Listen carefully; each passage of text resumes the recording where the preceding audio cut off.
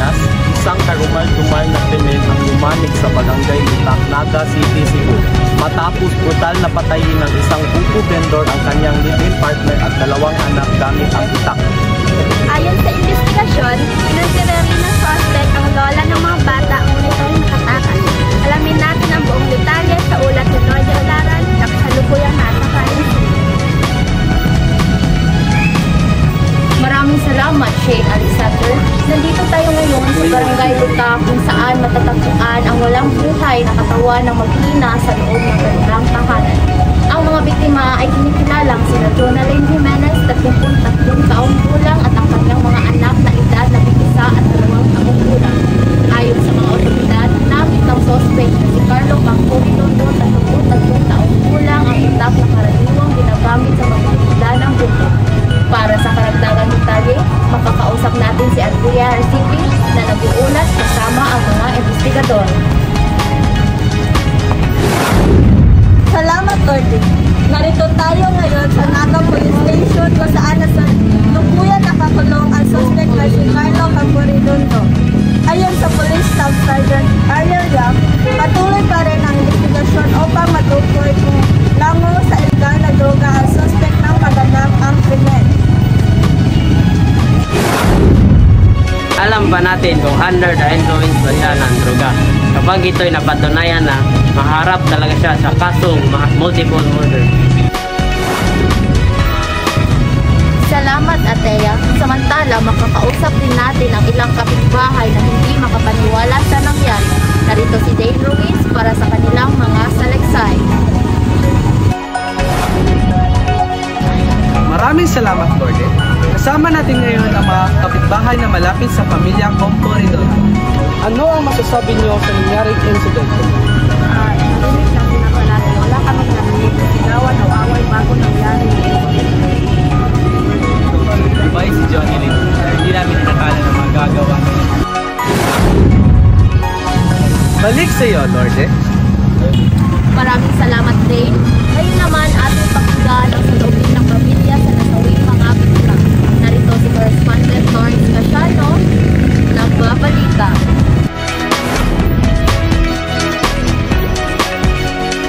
Kasama naman natin ngayon ang kapatid ni Jonalyn na lapit ang nagpis sa nangyari.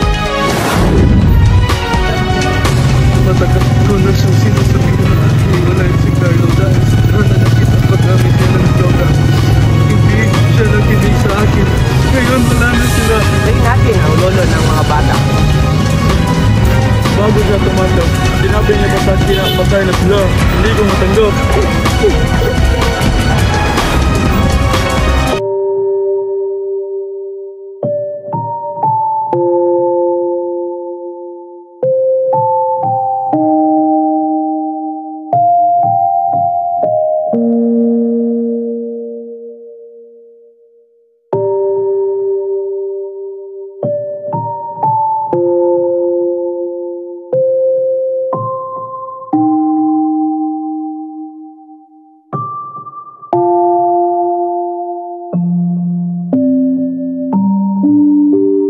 Patay na sila.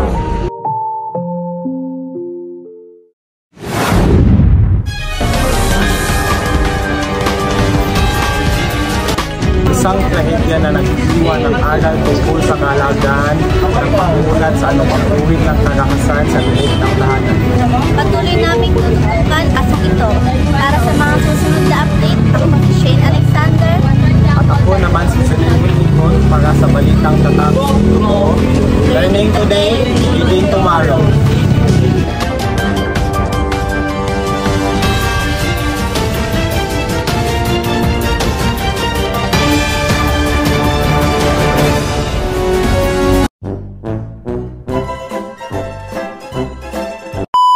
Mal na krimen ang yumanig. Budal kita ng buwan. Okay, itak eh. Matapos brutal na patayin ng isang buko. Grabe, girap. Ilap hampo rito. Komperado. Ako sa di ay. Limik lang sila lagi. Limik lang. Matay na ba?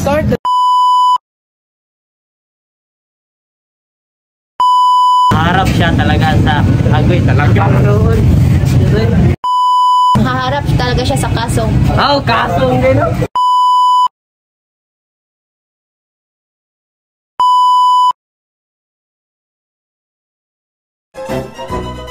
Pamilya sa nasawi mga biktima.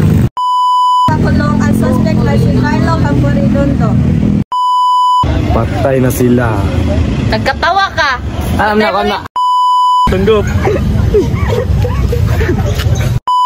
Biglang problema ni atay.